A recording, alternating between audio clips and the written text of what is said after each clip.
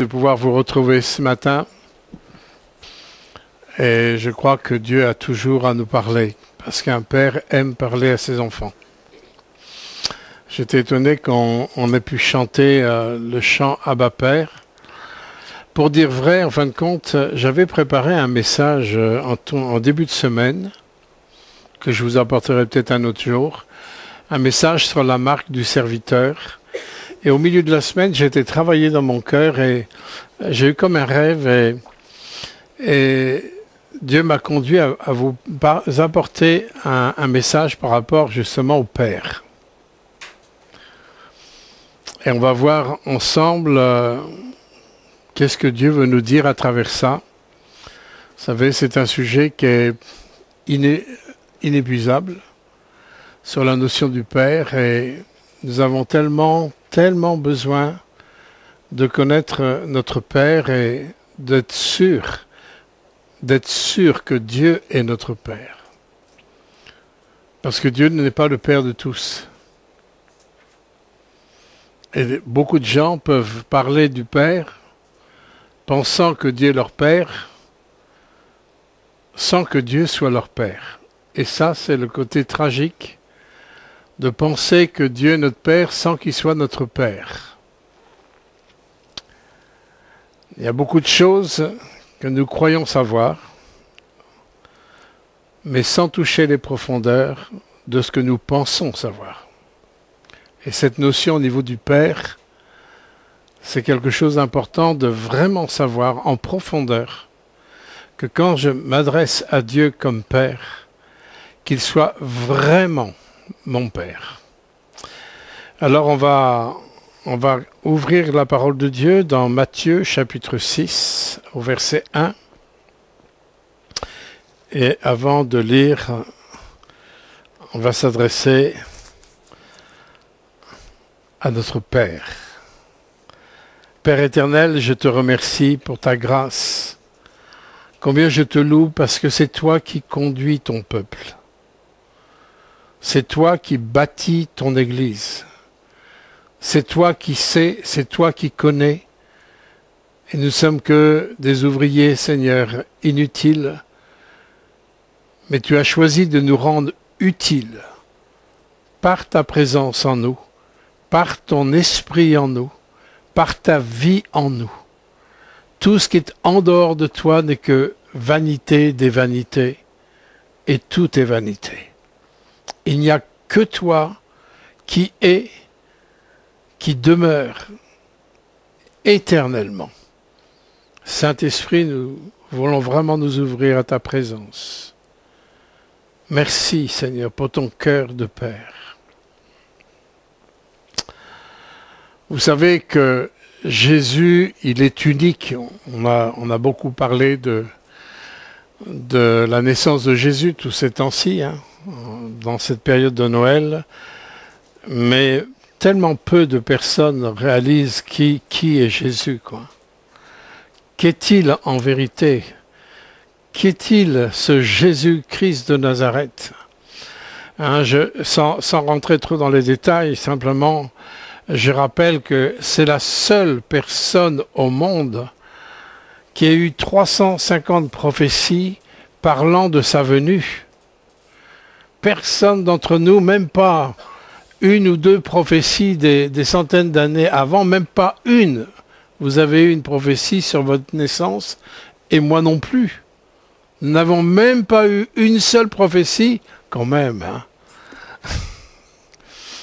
par rapport au fait que nous allions venir sur cette terre.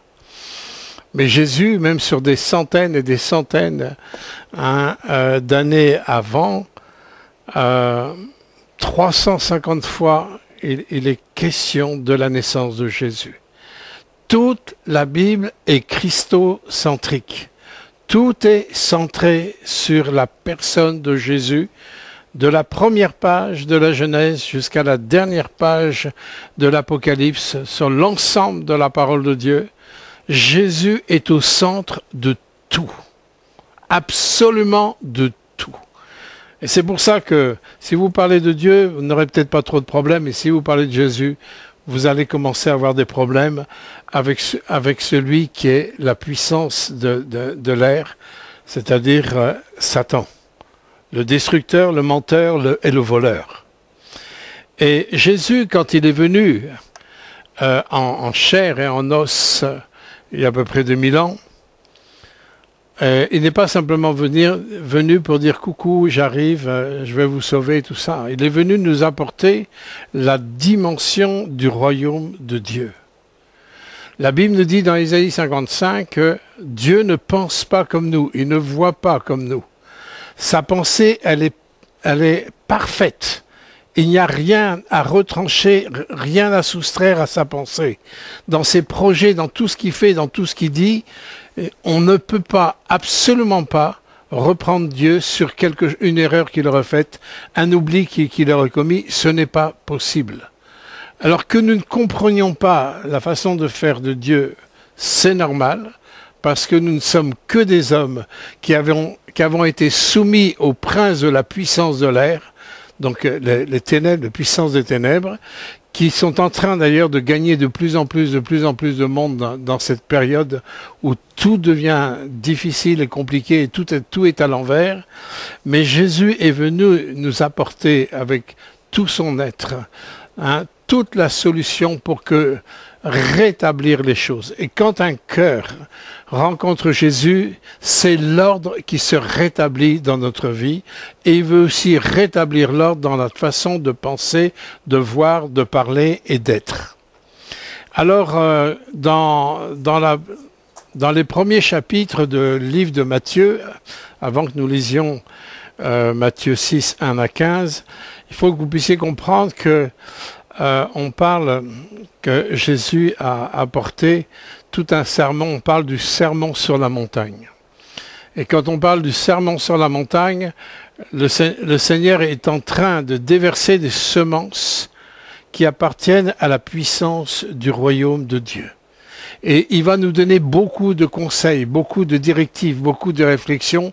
Il va bousculer nos entendements, bousculer nos logiques, nos sagesses à nous, sachant que la sagesse de l'homme, elle est diabolique. Et vous avez ça dans le livre de Jacques. Et des fois, on s'appuie sur nos sagesses, on s'appuie sur nos logiques, et on est complètement à côté de la plaque. Et le Seigneur, il vient bouleverser tout ça. Il vient bouleverser tout ça, pas pour que nous emmener dans la confusion, mais au contraire pour ouvrir nos yeux au niveau de la lumière d'en haut. Il veut absolument que nous puissions voir, apprendre à voir comme lui voit, apprendre à penser comme lui pense, apprendre à agir comme lui agit. Parce que Dieu a choisi l'Église pour manifester la réalité du royaume de Dieu.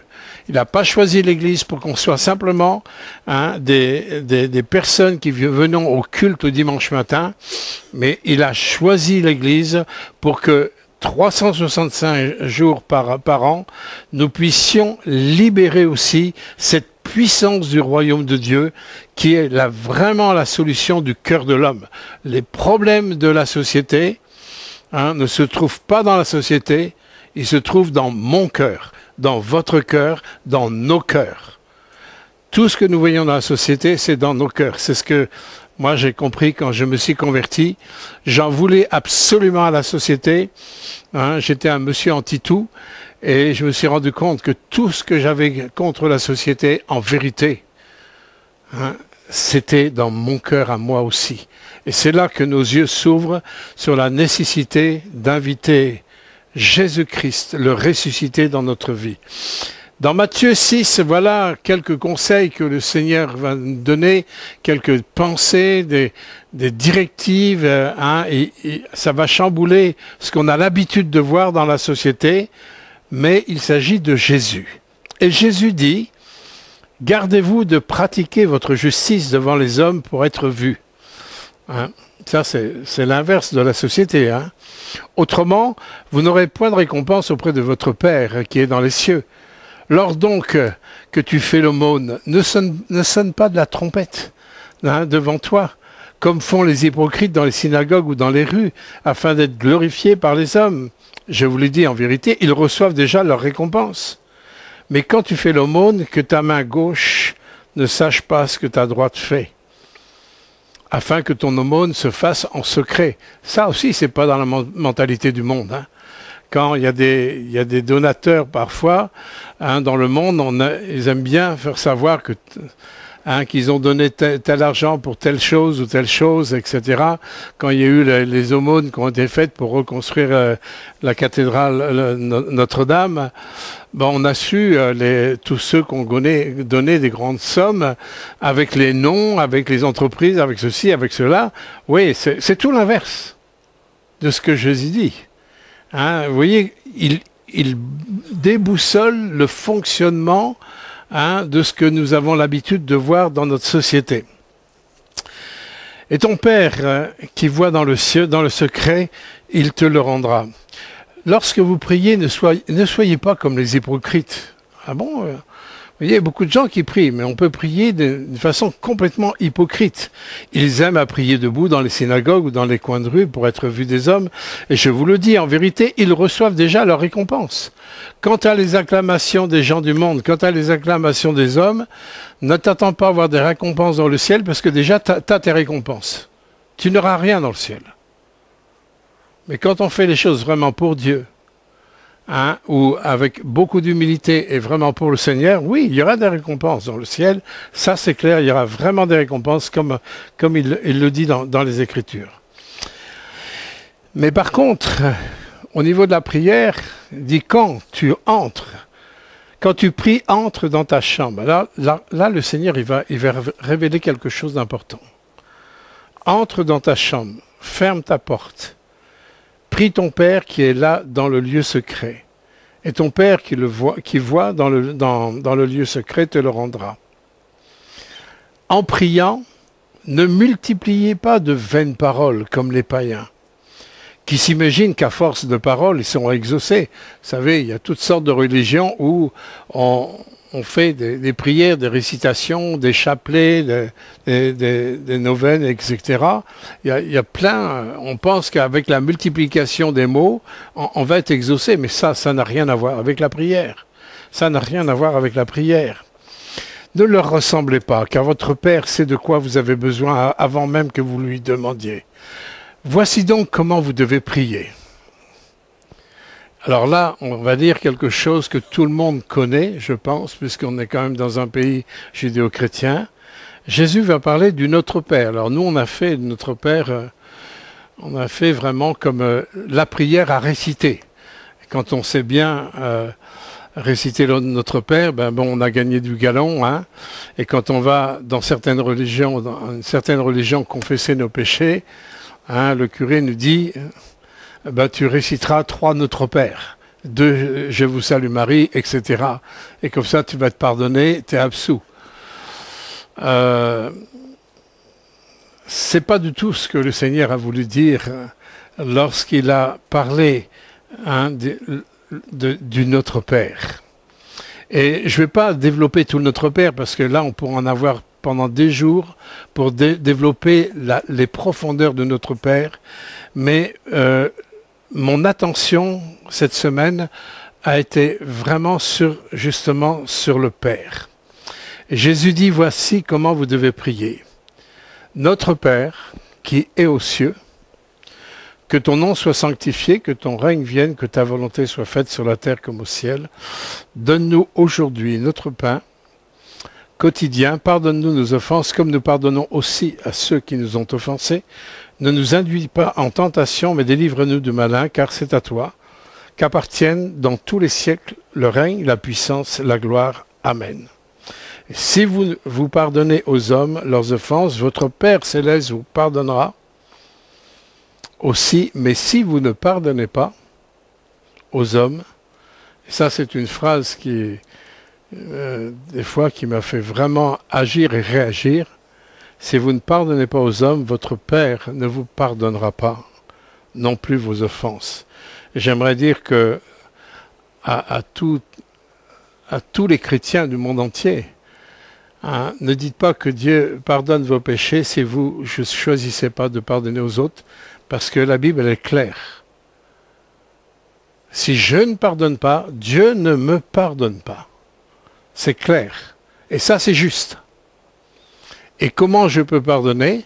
Je peux pardonner quand j'ai une relation justement avec le Père et je sais ce que c'est de reconnaître ce qu'est nature du péché en moi. Alors j'aimerais m'arrêter sur ce que Jésus essaye de nous dire déjà dès le départ de ce que nous appelons le Notre Père. Jésus est venu beaucoup plus que nous apporter des principes chrétiens, des règles à suivre. Il est venu beaucoup plus que nous apporter ça. Bien sûr, il y a des directives, bien sûr qu'il y a des orientations, bien sûr qu'il y a des façons de penser, bien sûr. Mais une des premières choses que le Seigneur essaye de nous communiquer, c'est la nécessité d'un relationnel. Et d'un relationnel avec Dieu le Père. Je ne peux pas dire que je suis chrétien si je n'ai pas un relationnel avec Dieu le Père. On s'adresse à Dieu, on peut dire oui, j'ai mon Père éternel, mon Père bien-aimé, on peut s'adresser à lui. Mais la question, est-ce que lui s'adresse à vous? Est-ce que lui s'adresse à vous? Est-ce que quand votre Père vous parle, il y a un retour par rapport à votre prière? Est-ce que vous entendez la voix du Père? Cette voix du Père qui crie en vous, Abba, Père. Est-ce que vous l'entendez, ce cri du ciel qui vient de la puissance du Saint-Esprit et qui va mettre un socle profond dans votre cœur qui crie Abba Père? Est-ce que nous l'entendons, ce Abba Père? Est-ce que quand je m'approche de Dieu, j'ai mon cœur qui bat au rythme du cœur de mon Père? Et ça, c'est le miracle de la nouvelle naissance. Ça, c'est le miracle d'une régénération. Ça, c'est le miracle vraiment d'une révélation de ce que Jésus vient nous apporter, la dimension paternelle dans le cœur des enfants qui sont sans berger, qui sont perdus sans lui. Cette notion paternelle, nous ne la trouvons pas dans le judaïsme. Dans les pratiques judaïques, il n'y a absolument pas cette notion paternelle. Bien sûr, on parle des patriarches. On parle du Dieu d'Abraham, on parle du Dieu d'Isaac, on parle du Dieu de Jacob, mais il n'y a absolument pas cette filiation profonde directement avec le Dieu saint, le Dieu créateur. Ce matin, il était parlé de l'univers, mais dans notre tête, on n'a même pas la notion de mesure de ce qu'est l'univers, tellement c'est illimité. Il est le créateur de tout ça, il est le maître de tout ça. Il est celui qui a tout organisé. C'est le plus grand mathématicien qui soit, où il a su, comme il a été dit ce matin en introduction, mettre les planètes au bon endroit, au bon moment, à la bonne distance, bonne inclinaison, pour que sur la planète Terre, il y ait la puissance de vie, aussi bien au niveau des animaux qu'au niveau aussi des êtres qui ont été créés à son image. Et nous savons que dans toute la création, nous trouvons la signature divine partout sur la surface de la Terre et dans les modalités de ce que Dieu a fait, nous trouvons les signatures divines. Je ne vais pas m'arrêter là-dessus, mais c'est impressionnant que Dieu, en Jésus-Christ, c'est ce qu'il a voulu absolument révéler dans notre cœur, cette paternité divine dans notre cœur. Jésus n'est pas venu apporter une religion, même dite chrétienne ou même dite évangélique. Jésus n'est pas venu apporter une religion, il est venu apporter une vraie relation pour nous ouvrir nos yeux que nous avons un Père à la base qui nous aime et que nous étions séparés à cause du péché et de sa sainteté qui ne sont absolument pas compatibles. C'est absolument pas compatible, sa sainteté et notre péché. Hein, tout à l'heure, Jérémie a dit que, oui, dans les bonnes choses, notre péché peut tout souiller, c'est vrai. Une mouche dans l'huile du parfumeur est suffisant pour gâcher toute l'huile du parfumeur. Un petit détail peut tout gâcher. Vous voyez, c'est pas compatible. Quand il y a le péché, on gâche même la vision du Père. Quand mes regards sont des regards horizontaux, je ne peux pas dire que Dieu est mon Père. J'ai besoin de le voir, j'ai besoin de le connaître. Et comment faire? Quand Jésus dit, lorsque vous approchez pour prier, dites notre Père. La question, est-ce que je peux vraiment appeler Dieu mon Père? Et la deuxième question qui est rattachée à la première, c'est sur quelle base? Qu'est-ce qui me permet de pouvoir dire à ce Dieu qui est saint, ce Dieu qui est pur? Je pense que s'il manifestait sa sainteté telle que nous sommes, on serait foudroyé. Regardez Uza lorsqu'il a touché à l'arche de l'Éternel, il est tombé mort, raide mort. Lorsqu'ils ont transporté l'arche de l'Éternel sur un char, vous vous souvenez, avec David. Et Uza, pour bien faire, avec des bons sentiments, il a voulu retenir l'arche pour pas qu'il tombe. Il a touché l'arche, mais l'arche représentait la présence de Dieu. Représentait Dieu lui-même. Le fait de toucher, il est mort. Foudroyé.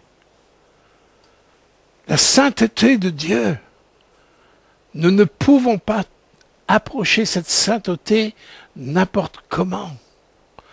Alors que Dieu veut, en Jésus-Christ, il nous dit, tu vas t'enfermer dans ta chambre.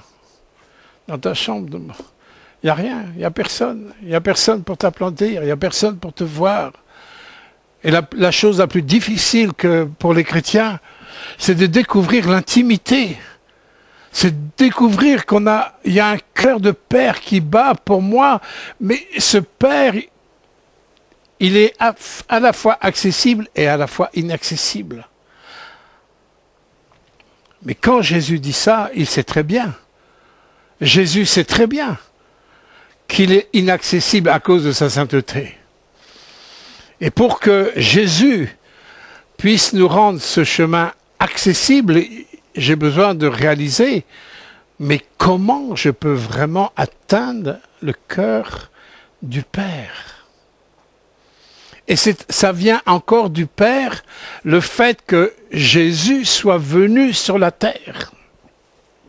Et le Seigneur, il va nous faire voir que sans la révélation du Fils, je ne peux pas avoir la révélation du Père. J'ai absolument besoin de la révélation du Fils. De voir le Fils comme il est, de bien comprendre, de bien avoir cette révélation de qui est Jésus. C'est quand je vais découvrir de qui est Jésus que les écailles de mes yeux vont tomber et peut-être les bunkers de mon cœur vont être aussi brisés parce que l'amour du Père va m'envahir. La puissance d'un Père qui m'aime, qui me connaît, qui veut me sécuriser, qui a préparé des mets succulents pour nous. Il nous a dit dans Jérémie 29, 11 qu'il a une destinée bénie. Les jeunes, là, vous avez une destinée bénie, mais vous n'en avez pas deux. Vous n'en avez qu'une. Et il ne faut surtout pas la louper comme des milliers de personnes, et je dirais même des chrétiens, manquent leur destinée qui est bénie. Il y a quelque chose qui est bon, il y a quelque chose qui est parfait pour nous. Il ne faut surtout pas qu'on passe à côté. Si tu passes à côté, tu pourras faire n'importe quoi dans le monde. Tu pourras même tout réussir sur le plan professionnel, à tout niveau. Mais si tu manques cette destinée bénie, ça va te poursuivre jusque dans l'éternité. Tu seras à côté de la plaque pour toute l'éternité. Donc le Seigneur, il a vraiment préparé les choses. Et c'est pour ça qu'il nous dit dans sa parole, dans Jean 14, 6, il va dire d'une façon claire, « Je suis le chemin ». Vous savez, la Bible est très contestée dans le monde, surtout particulièrement à ce côté unique, ce côté, je veux dire, où on n'a pas à discuter, et dans l'esprit du monde où on discute tout, et on veut absolument donner des nuances où il n'y a pas besoin d'apporter de nuances. Quand Jésus dit « Je suis le chemin », ça enlève tous les autres chemins qu'il peut y avoir pour accéder au Père. Je suis le chemin, je suis la vérité, je suis la vie. C'est vrai que quand on ne connaît pas Jésus, quand on n'a aucune révélation de Jésus, on va dire, franchement, c'est orgueilleux de parler comme ça. Pour qui il se prend? On pourrait dire, mais pour qui il se prend de pouvoir dire avec quelque chose d'impératif comme ça, où quand il dit « je suis », ben, on n'a rien à dire. Qu'est-ce que tu as à dire? Qu'est-ce que tu as à discuter quand le maître de tout l'univers en Jésus-Christ dit « je suis le chemin », la seule chose que j'ai besoin de faire, c'est de l'accepter. Si je ne l'accepte pas, je le discuterai. Mais si je ne le discute, je ne le trouverai pas. Parce que la foi, elle reçoit. La foi, elle prend, mais la foi ne discute pas. Tous ceux qui marchent par la foi, on ne discute pas la foi. On ne discute pas ce que Dieu dit, on prend ce que Dieu dit. Ça, c'est une différence. On prend ce qu'il dit. Quand il dit « je suis », ça me rappelle le grand « je suis ». Quand Dieu a parlé à Moïse, quand il lui a demandé « mais qui tu es ?» Il dit « tu diras que c'est celui qui t'envoie, hein, il est celui qui est, il est l'Éternel présent. Il est Dieu. » Et on ne peut pas discuter. C'est à prendre ou à laisser. Mais il n'y a pas d'entre-deux. La religion a fait les entre-deux. Ce qui a donné des religions sans relation. Jésus dit, je suis le chemin, je suis la vérité, je suis la vie. Et nul ne peut venir au Père. Personne ne peut dire, même si vous le dites sur le plan émotionnel, sentimental, Dieu, t'es mon papa, t'es mon père. Il n'y a aucune résonance relationnelle s'il n'y a pas le Fils au fond de ton cœur. Pourquoi c'est comme ça?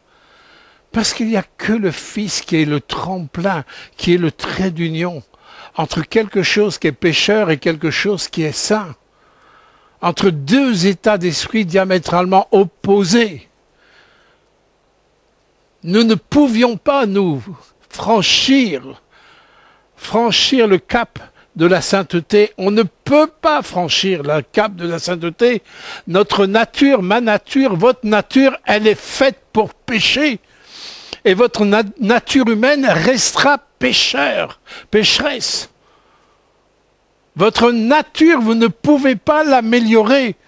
Vous ne pouvez pas la transformer, votre nature. Ce n'est pas possible. C'est pour ça que Jésus nous a demandé de le suivre, de le recevoir. Parce qu'il n'y en a qu'un qui a pu faire le pont avec la puissance de la croix. C'est celui qui s'est fait pécher. Il s'est fait pécher. La justice divine est descendue lorsque Jésus a dit « tout est accompli ». Dieu savait que l'homme ne pouvait pas s'améliorer. On ne peut pas marcher à coups de sparadrap sur nos péchés, ça ne marche pas. La seule solution pour connaître le Christ, c'est de lui donner notre vie. Nul ne vient au Père que par moi. comment faire pour vraiment être sûr que j'ai le Fils? Comment faire? Nous avons un texte qui nous parle et qui nous donne une réponse. C'est dans l'évangile de Jean, chapitre 1, versets 1 à 12.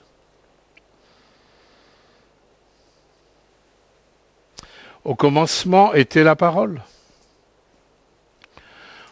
était le logos, le verbe, la parole. On va lire lentement parce que c'est tellement important. Ce verset-là nous révèle l'identité même de Jésus-Christ. Quand les gens ou certaines religions disent « ben Jésus c'est un grand prophète », Jésus c'était l'homme unique, il dépasse tous les prophètes, etc. Même dans le Coran, il est dit que Jésus n'avait pas péché, alors qu'il est parlé dans le Coran du péché de Mahomet. Mais dans le Coran, on dit que Jésus n'a pas péché. Mais ça ne nous apporte pas grand-chose, ça. Que Jésus n'ait pas péché. C'est pas ça qui nous apporte quelque chose. Ce qui va nous apporter quelque chose, c'est ce que Dieu révèle là, dans Jean chapitre 1, verset 1. Au commencement était le Verbe, était la parole. Et la parole, elle était avec Dieu, virgule. Et la parole était Dieu. La parole était avec Dieu et la parole était Dieu.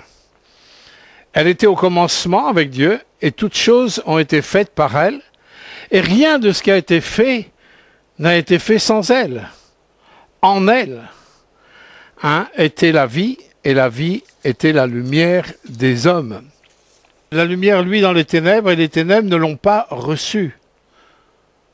Il y eut un homme envoyé de Dieu, son nom était Jean, Jean-Baptiste.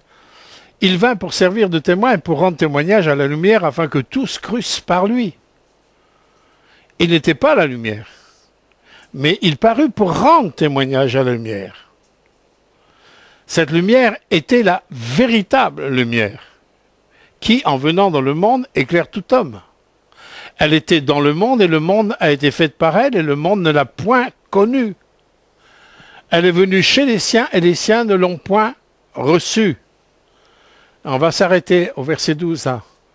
Mais à tous ceux qui l'ont reçue, à ceux qui croient en son nom c'est Yeshua, Jésus. Yeshua c'est sauveur. Il est le Dieu qui sauve. Son nom est Yeshua.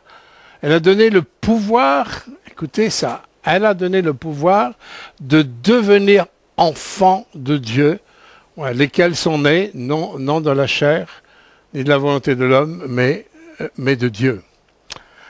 Là, c'est une clé fondamentale pour ouvrir la porte à un principe de nouvelle naissance. Si, pour pouvoir être sûr que Dieu soit mon Père, je ne peux pas passer outre ce que Dieu dit dans Jean chapitre 1. Puisque c'est le Fils qui est, non seulement il est Dieu, mais il est Dieu venu dans la carne, dans la chair. Quelque part, Dieu s'est absolument réduit à notre niveau, lui qui est l'infini, lui qui est le Tout-Puissant. Il a volontairement, selon Philippiens chapitre 2, dépouillé entièrement pour venir à notre niveau de compréhension, ce niveau de l'homme, où tous les hommes sur la terre sont rebelles et opposés à la sainteté de Dieu. Tous. Pas un seul d'entre nous, pas un seul, est sans péché. Pas un seul est sans péché. Si vous croyez que vous êtes sans péché, vous êtes dans une sacrée séduction. Tous ont péché, la Bible dit, et tous sont privés. Privés de gloire. De quoi? De la gloire de Dieu. Privés de la gloire de Dieu, privés de la paternité de Dieu. Privés de la présence de Dieu. Privés de l'intimité de Dieu, de ce Dieu si grand, si puissant, si illimité. Tous ont péché. Pour que je sois absolument sûr que je rentre dans cette pensée où je suis enfant de Dieu, il est important de recevoir Jésus comme Dieu lui-même, d'être clair sur son identité. Jean chapitre 1, verset 1, Dieu commence par l'identité de Jésus-Christ. Là, d'une façon flagrante, nous savons que Jésus-Christ est plus qu'un homme, que Jésus-Christ est Dieu lui-même, il est créateur du ciel et de la terre, tout ce qui a été fait par lui. Il n'y a rien qui a été fait sans que lui ait pu parler. Et je vous renvoie au livre de la Genèse, comment les choses ont été créées, que Dieu a parlé, sa parole a été créatrice, et sa parole a fait les choses. Puissance de sa parole. Nous retrouvons le parallèle avec le livre de la Genèse, lorsque nous lisons chapitre 1 de Jean. Jésus est absolument le Créateur. Et il est venu à notre niveau pour pouvoir s'identifier à nous. C'est pour ça qu'il n'est pas venu comme un Rambo. Il aurait pu venir sur la terre comme un grand libérateur, je sais pas, un grand, comme dans les dessins animés, dans les films, un grand Rambo qui vient sauver l'humanité, comme on le voit dans beaucoup de films. Dieu n'a pas choisi ce chemin. Il aurait pu venir avec tous les anges pour délivrer. Il aurait pu, mais ce n'était pas du tout sa stratégie, parce que ce n'était pas possible que nous sortions d'un état de péché qui n'est absolument pas compatible avec la sainteté. Il fallait qu'il y ait une stratégie, une pensée qui soit absolument très juridique par rapport à la justice divine. Parce que Dieu est amour, il est juste. Dieu ne peut pas être injuste. Et ne croyez pas, lorsque on banalise le péché, ne croyez pas que c'est sans conséquence dans votre vie. Il y aura toujours des conséquences avec le péché. Toujours des conséquences avec les choses qui ne sont pas en accord avec lui. Il y aura toujours des conséquences et vous aurez toujours des cailloux dans vos chaussures. C'est difficile de marcher et de courir. Ne pensez pas que vous allez réussir votre vie en banalisant le péché, c'est pas possible. Mais justement, Dieu sait que c'est pas possible. Donc la condition qu'il nous demande, c'est de le recevoir. À tous ceux qui l'ont reçu, comment tu as reçu Jésus? Est-ce que tu es venu à l'Église en adhérant à tous les principes du royaume? Tu as juste adhéré? Ah ben oui, c'est quand même pas mal. Ah ben oui, c'est un chemin d'humilité, c'est pas mal. Hein? On peut très bien prendre les conseils du royaume en disant « Ah oui, c'est quand même mieux que dans le monde. Hein? Je vais prendre ça. » Mais ça ne va pas faire de toi quelqu'un qui connaît le Père. Tu peux prendre même tous les principes, même bibliques. Tu peux prendre tous les principes bibliques. Si tu dis, ah ben oui, ben moi je vais essayer d'appliquer ça comme ça. Ça ne va pas marcher, mon bien-aimé. Ça ne peut pas marcher, ça. Il y a quelque chose qui te manquera toujours et tu essaieras de monter comme on monte un escalier ou une échelle. Tu vas t'épuiser pour essayer d'atteindre un barreau de sainteté, encore un autre barreau de sainteté pour essayer de perfectionner ta vie. Tu ne pourras pas y arriver. Ce n'est pas possible. Ta nature est pécheresse, ma nature est pécheresse. Ce n'est pas possible. Alors comment faire? Qu'est-ce que ça veut dire de recevoir Jésus? Est-ce que c'est simplement une confession? Ça commence par une confession, oui. Ça va commencer par une confession que je reconnais que Jésus est Dieu. Je reconnais qu'il est Fils de Dieu. Je reconnais qu'il est venu sur la terre, qu'il est mort sur mes péchés. Bien sûr que ça va commencer par une confession.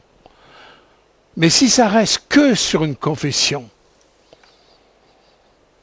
tu n'auras pas la vision du Père. Pourquoi?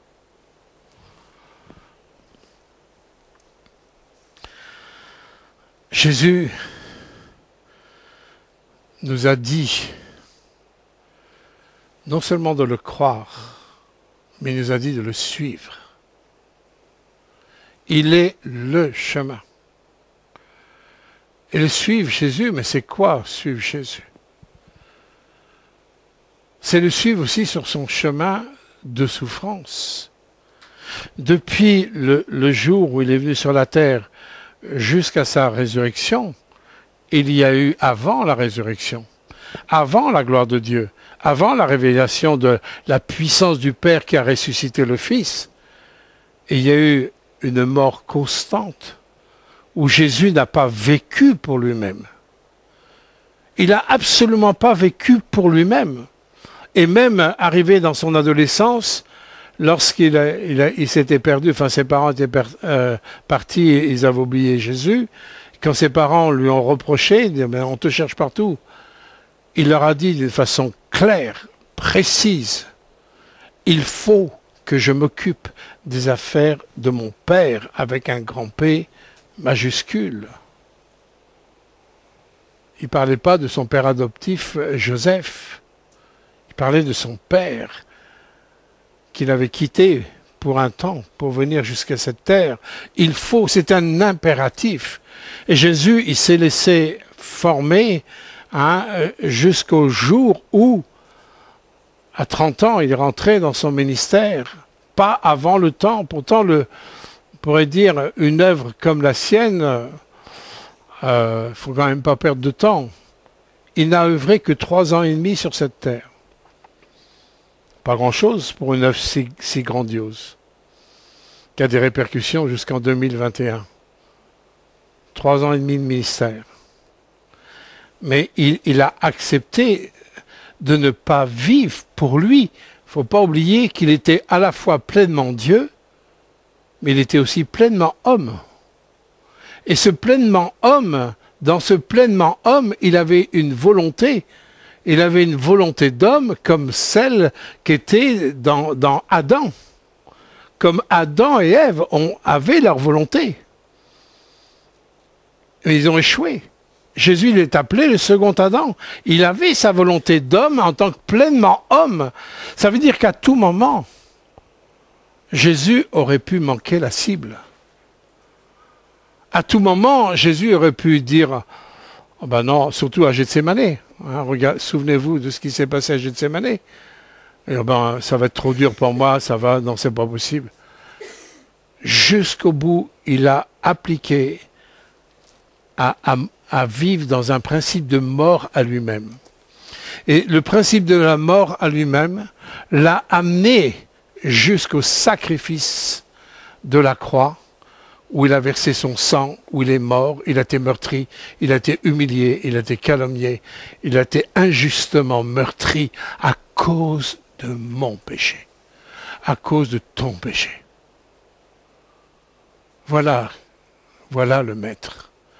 Voilà ce Jésus qui dit « Je suis le chemin ». Il peut se permettre de dire qu'il est le chemin, parce qu'il n'a jamais dévié de la course de l'homme qui plie devant la volonté de Dieu le Père. Il s'est identifié à nous. Si nous voulons vraiment avoir une vie chrétienne biblique, je ne peux pas simplement être un adhérent, même à la religion évangélique. Ça ne marche pas. Je ne connaîtrai pas le Père. Je vais apprendre à le connaître quand je vais être sur ce chemin, le chemin qui est la personne de Christ, dans son attitude où il plie jusqu'à Gethsémanée, non pas ce que je veux, mais ce que tu veux. Dieu veut amener son armée, son corps, à ce même chemin que lui. C'est quand je suis en communion. Et l'apôtre Paul dit quelque chose de fort, je n'ai plus le texte, la référence en tête, mais il dit « J'achève les souffrances de Christ dans les souffrances que je traverse. » Comment on peut achever les souffrances de Jésus-Christ, puisque j'ai l'impression que dans la Bible, il a souffert une fois pour toutes. Comment on peut achever les souffrances? On achève les souffrances en tant que corps de Christ. Le corps de Christ. Et dans un monde hostile, le corps de Christ est au milieu des loups, le corps de Christ est au milieu des ennemis, le corps de Christ est au milieu de le prince de la puissance de l'air. Le corps de Christ est au milieu aussi, hein, avec le péché qui essaye de tout le temps de dominer sur moi. Et Jésus, il dit, comme Dieu a dit à Caïn, domine. Domine, comment je peux dominer? Caïn n'a pas pu, mais comment moi je peux dominer? En étant absolument, en faisant corps avec ce Jésus-Christ qui est mort sur la croix pour mes péchés. Il ne peut pas y avoir de marque, de la marque de Dieu véritable, cette marque, ce sceau hein, sur le peuple de Dieu, s'il n'y a pas de circoncision de cœur. Dans l'Ancien Testament, le peuple de Dieu devait se faire circoncire dans la chair. Le sang devait, à chaque fois qu'il y a une alliance, le sang coule. Dans la chair, tous ceux qui voulaient vraiment suivre l'Éternel, le Dieu d'Abraham, d'Isaac, de Jacob, tous les mâles devaient se faire circoncire. La circoncision, c'est une notion absolument divine pour une raison très particulière. Parce que toutes ces choses de l'Ancien Testament sont là pour nous projeter l'image de l'accomplissement hein, de cette image de l'Ancien Testament, où dans le Nouveau Testament, il y a l'accomplissement de la circoncision. Nous allons lire ça dans Colossiens 2, chapitre 2, verset 11, où il nous est dit « Et c'est en lui que vous avez été circoncis d'une circoncision que la main n'a pas faite. » Dans l'Ancien Testament, c'est la main de l'homme qui faisait la circoncision. Mais de la circoncision de Christ, qui consiste, écoutez bien à quoi ça consiste. Et aujourd'hui, je vois parfois, on perd la vision de l'Église parce qu'on n'accepte pas d'être circoncis par Dieu. On n'accepte pas cette circoncision. Alors cette circoncision, c'est la marque de ce que Jésus est Seigneur. Jésus est mon Sauveur. Jésus est mon Maître. Cette circoncision va être la démonstration que j'ai vraiment plié devant celui qui est Dieu. Et je vous en parlerai tout à l'heure. Regardez dans Colossiens là. La circoncision consiste dans le dépouillement du corps de la chair. Ayant été ensevelis avec lui par le baptême, vous êtes aussi ressuscités en lui et avec lui par la foi en la puissance de Dieu qui l'a ressuscité des morts. Vous qui étiez morts autrefois par vos offenses et par l'incirconcision de votre chair, il vous a rendus à la vie avec lui. En nous faisant grâce pour toutes nos offenses, il a effacé l'acte qui nous condamnait, les ordonnances qui nous condamnaient et qui subsistaient contre nous, il l'a éliminé en le clouant à la croix. Il a dépouillé les dominations et les autorités en les livrant publiquement en spectacle, en triomphant d'elles par la croix. La croix est le cœur même de la victoire divine sur la puissance de la chair. Mais Dieu me demande, comme c'était le thème hier dans l'école biblique, dans les cours bibliques, Dieu me demande de me charger chaque jour de ma croix. Chaque jour. Et de le suivre. Confesser que Jésus est Seigneur, ok, c'est bien. Il faut continuer. Mais si il est Seigneur, je vais plier les genoux et j'accepte qu'il soit le maître sur mes pensées. J'accepte qu'il puisse toucher tous les domaines et les aspects de ma vie. J'accepte que mon cœur s'ouvre en disant, Seigneur, il y a tellement eu de désordre dans ma vie. Si je meurs aujourd'hui, je ne sais même pas peut-être où j'irai vraiment. Souvenez-vous qu'on peut partir à tout moment. Vous avez le mari de Jessica qui est décédé cette semaine à moins de 40 ans. tout moment, on peut se retrouver de l'autre côté. Tout moment. À tout moment, il faut être prêt à faire nos bagages pour le grand voyage. Et c'est pour ça qu'il était important d'avoir des certitudes, d'avoir des convictions profondes, avec des assises sur ce que je crois ou sur ce que je ne crois pas. Je dois avoir des assises, je dois avoir des fondements. C'est trop grave. C'est trop important. Je ne peux pas me contenter d'être chrétien de nom. Parce que j'ai une carte de membre d'église. Ça ne va pas marcher, ça, avec Dieu. Dieu va dire, est-ce que tu t'es chargé? Est-ce que tu te charges de la croix? Vous savez, le passage à la croix était incontournable pour Jésus.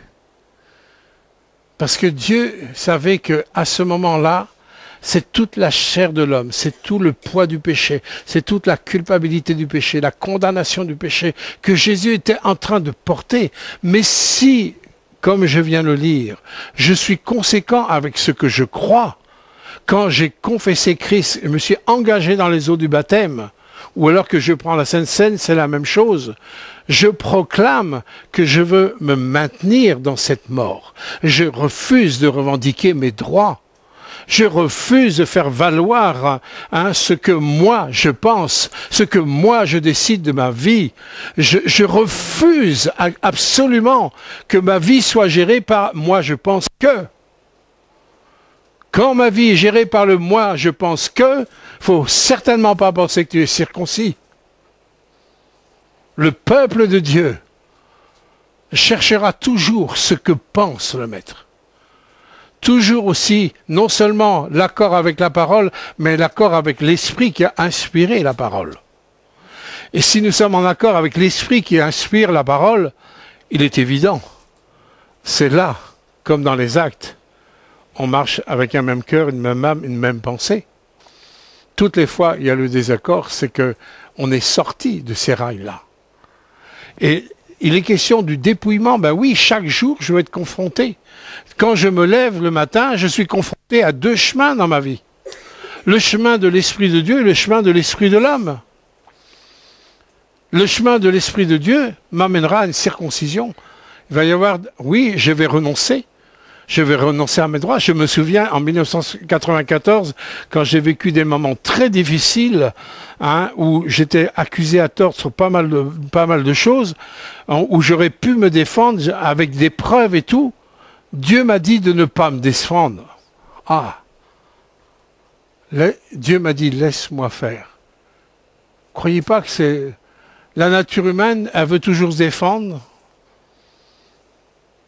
Surtout quand on vous accuse à tort, elle veut toujours se défendre, la nature humaine. Mais quand Dieu vous dit « laisse-moi faire », ça veut dire quoi ça? Ça veut dire que j'ai le choix de prendre ma croix, je vais renoncer, je vais accepter de renoncer à me justifier moi-même, à avoir raison. Et je vais accepter, c'est ça, prendre sa croix d'une façon précise. C'est là que je suis en train de suivre le chemin. C'est le même chemin que le Maître. Mais en acceptant de suivre ce chemin-là, qu'est-ce qui s'est passé 3 jours après la croix? La résurrection. La puissance de la vie qui triomphe sur la mort. Et quand je commence à renoncer à moi-même, je suis dans le principe de la circoncision de cœur. Il y a beaucoup trop, mes bien-aimés, dans l'Église de le moi, je pense que. Dieu a donné des conducteurs spirituels. Il a donné des gens qui ont l'onction de Dieu, des gens qui ont la dimension du Saint-Esprit. Il nous a donné sa parole. Il nous donne la dimension des anges pour nous aider, etc. On ne peut plus être dans un état d'esprit d'indépendance. En défendant le moi, je pense que moi, j'ai décidé d'organiser ma vie comme ça. Je n'organise plus rien quand j'ai rencontré le Maître. Et je vous envoie dans Acte 9, je vais vous donner un exemple biblique de ce que je viens de vous dire là. Comment ça s'est concrétisé, une vraie rencontre avec Jésus. Et comment ça doit se concrétiser toujours comme ça, même si ça prend des formes différentes. Mais le principe d'une vraie conversion, d'un vrai renoncement à soi, d'une vraie révélation de l'identité du Maître, ça doit toujours se manifester comme ça. Quand je défends en permanence ma chair, c'est que j'ai jamais rencontré Jésus. J'ai un Jésus émotionnel, j'ai un Jésus selon mon cœur, j'ai un Jésus selon ma conception, selon ma religion, mais je n'ai pas un Jésus biblique.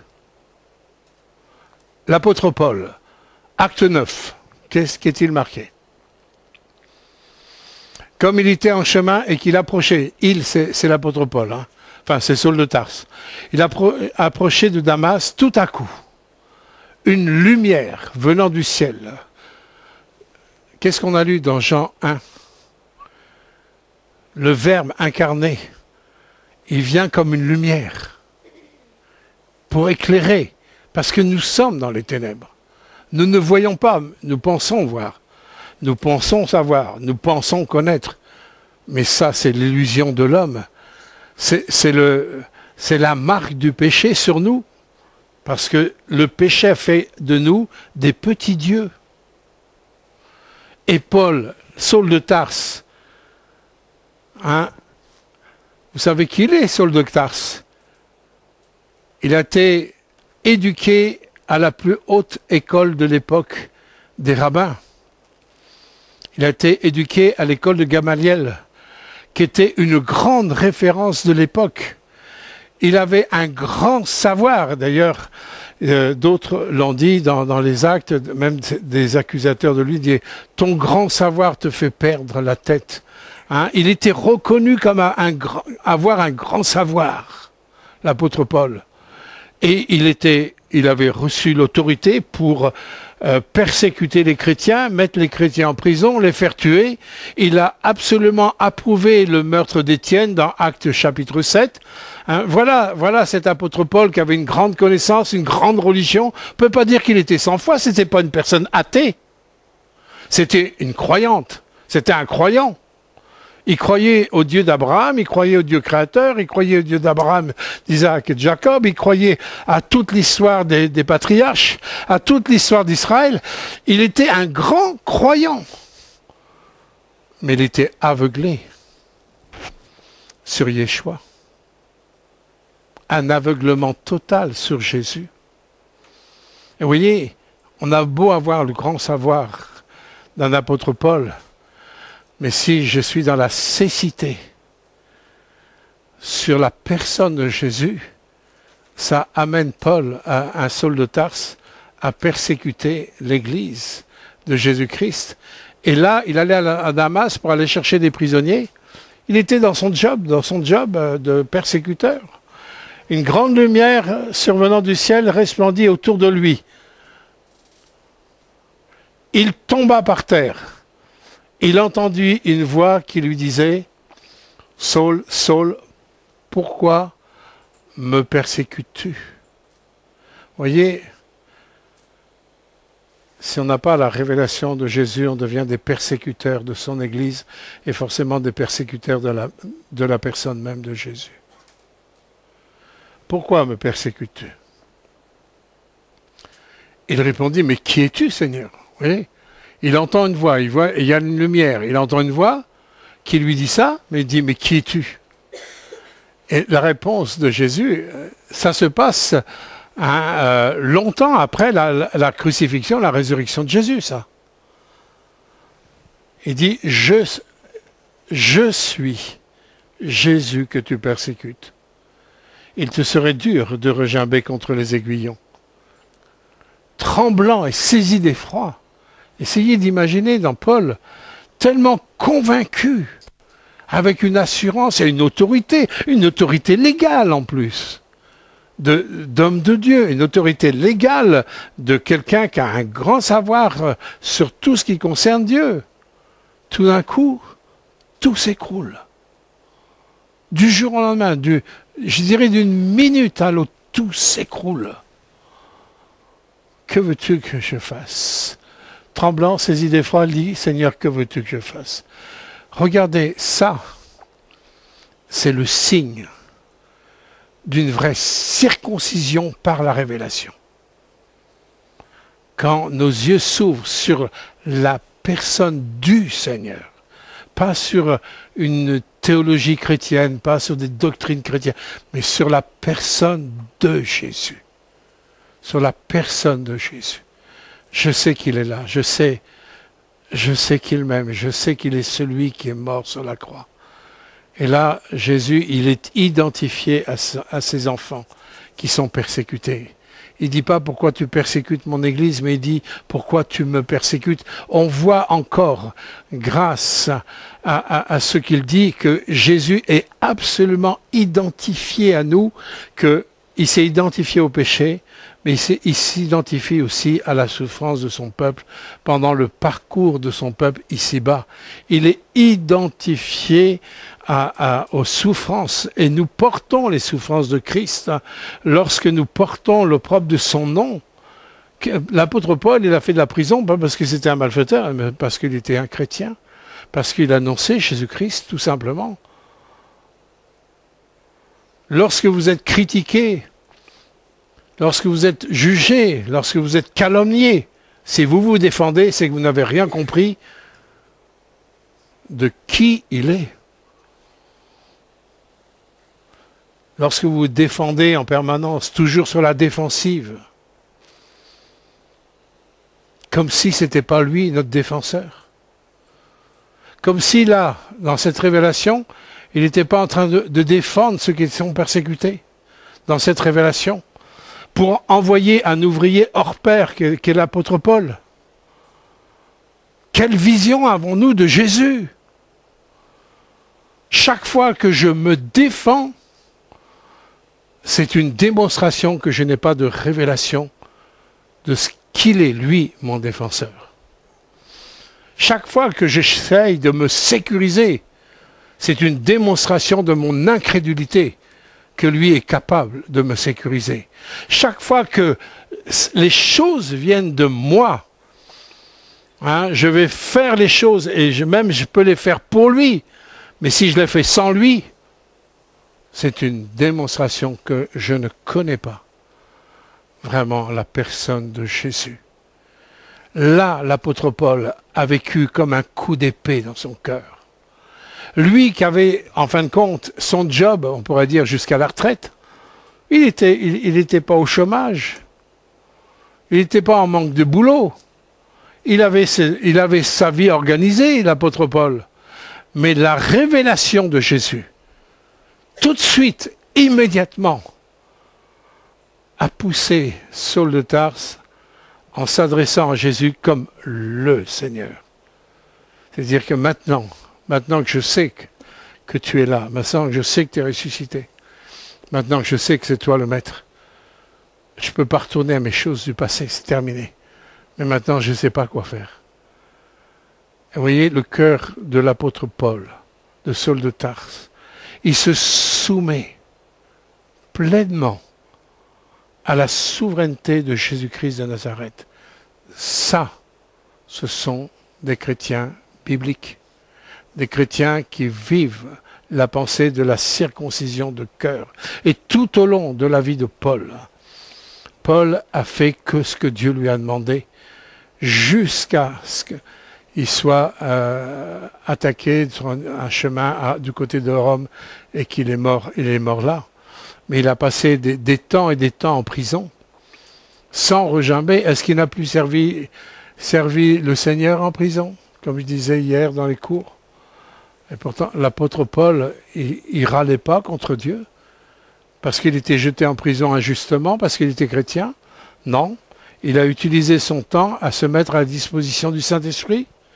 Et grâce à cet emprisonnement de Paul tellement injuste pour lui, il a été un outil extraordinaire pour recevoir, par l'inspiration du Saint-Esprit, les épîtres qu'il a écrites dans les Écritures et qui nous bénit aujourd'hui, 2000 ans après. Sa vie en prison a été une bénédiction pour nous tout au long des siècles jusqu'à notre jour. La vie chrétienne de Saul de Tarse a commencé par ça et a fini par ça en disant « Que veux-tu que je fasse ?» Le chemin de la circoncision commence là. Chaque fois que je conteste ça, je conteste le principe de la croix.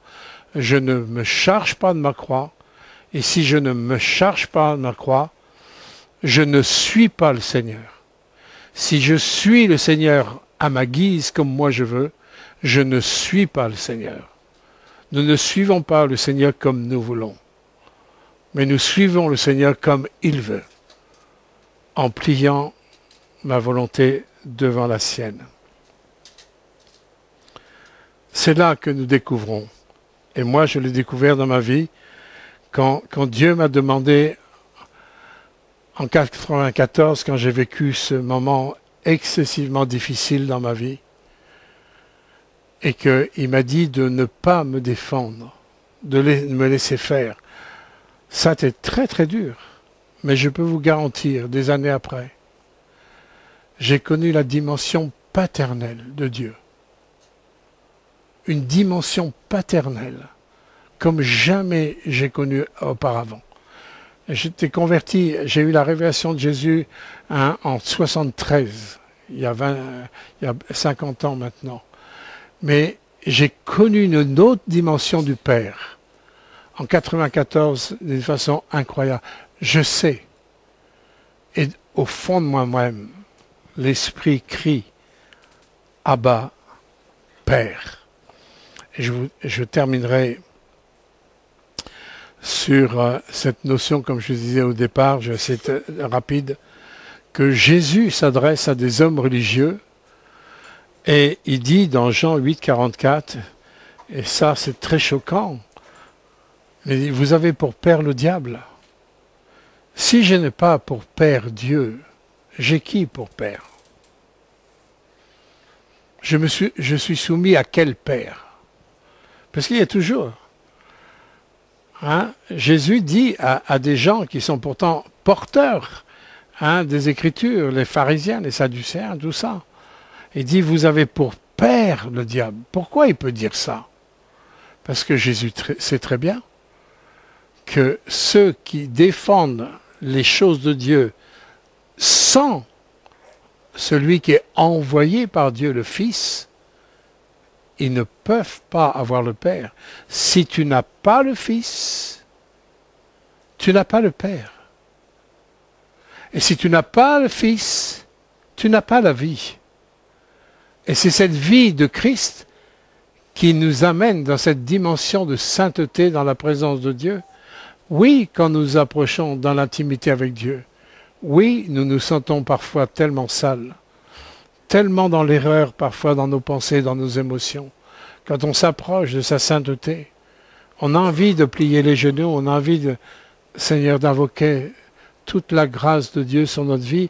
Combien, quand je m'approche de Dieu saint, j'ai besoin tellement du sang de Jésus pour me purifier.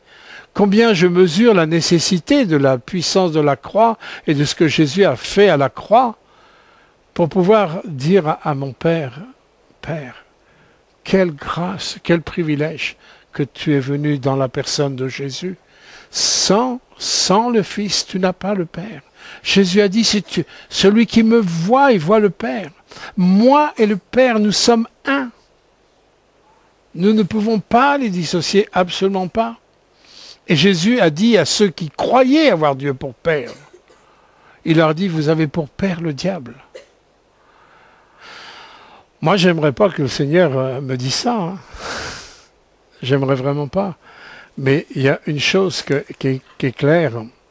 Quand j'ai le Fils, regardez dans Galates 4, verset 6, et je terminerai par ce verset, parce que vous êtes fils,